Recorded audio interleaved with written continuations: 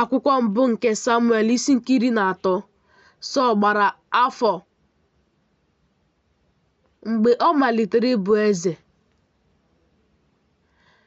O wee bụrụ eze Izrel afọ 2.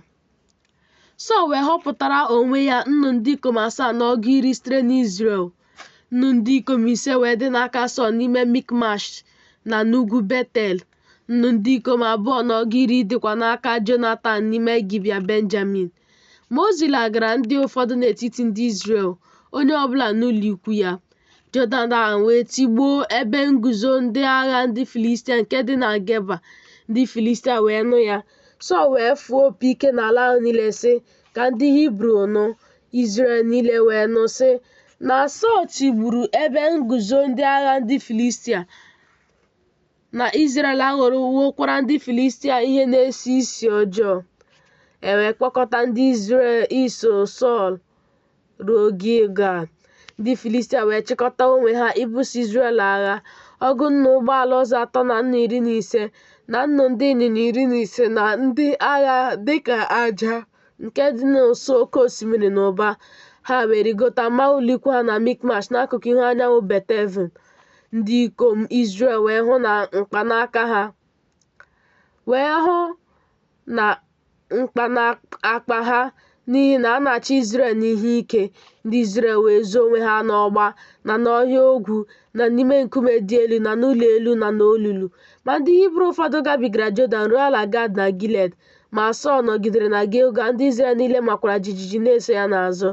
O wee chere ụbọchị 7 dịka mgbe a kara aka si dị nke Samuel kara. Ma Samuel abịarughị Gilgal. Ndị Izrel wee si n'ebe ọ nọ gbasaa. Sọl wee sị, wetara m aja nsure ọkụ ahụ na aja udo niile nso. O wee suru aja nsure ọkụ ahụ. O ruo mgbe ọ surebiri aja nsure ọkụ ahụ, lee, Samuel bịara Sọl wee pụọ izute ya ka o wee gọzie ya. Samuel wee sị, gịnị ka i meworo? Sọl wee sị, n'ihi na ahụrụ m na ndị Izrel siwo n'ebe m nọ gbasaa, ma gị onwe ya abịaghị n'ụbọchị a kara aka. Ndị Filistia na-achịkọtakwa onwe ha na Mikmash wee sị, ugbu a ka ndị Filistia ga-arịdakwute m ruo Gilgal. Ma emeghị m ka ihu Jehova dajụọ, wee jisie onwe m ike wee suru aja nsure ọkụ ahụ. Samuel wee sị Sọl, imewe ihe nzuzu.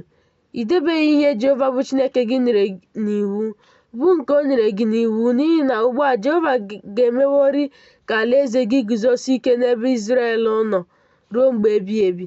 Ma ugbu a alaeze gị agaghị eguzosi ike. Jehova chọpụtaworo onwe ya otu nwoke dịka obi ya si chọọ. Jehova enyewokwa ya iwu ịbụ onye ndu ndị ya, n'ihi na i debeghị ihe ahụ nke Jehova nyere gị n'iwu.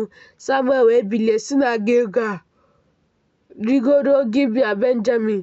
Sọl wee gụkọta ndị Izrel bụ ndị ahụtara n'aka ya, ihe ha ka nnụ ndị ikom n'ọgụ 10.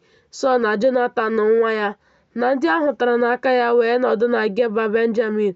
Ma ndị Filistia mụrụ ụlọ ikwu ha na Mikmash. Ndị mbibi wee si n'ọmụma ụlọ ikwu ndị Filistia pụta n'ụsọ 3.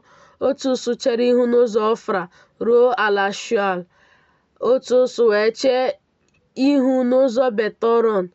Otu ụsụ wee chee ihu n'ụzọ oke ala ndị na-elekwasị ndagwurugwu Zeboim anya n'ebe ọzara dị.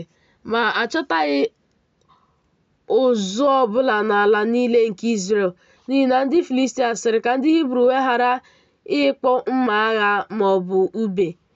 Izrel niile wee rịdakwuru ndị Filistia iti ihe olu ha ufe, onye ọbụla igwe ịkpọze ala ya na mma oge ya na anyụ ike ya na ọgụ ya. Ọnụọgụ na nke mma oge na nke ndụdụ ilu ọrụ ubi na nke anyụ ike wee ghara ịdị nkọ, na ịkpọ ọnụ ndụdụ eji achụ ehi. O ruo n'ụbọchị agha na ahụtaghị mma agha ma ọ bụ ùbe n'aka onye ọbụla n'etiti ndị soro Sọl na ndị soro Jonatan. Ma a hụtara n'aka Sọl na n'aka Jonatan ndị ebe nguzo ndị agha ndị Filistia wee pụọ ruo ngabiga Mikmash.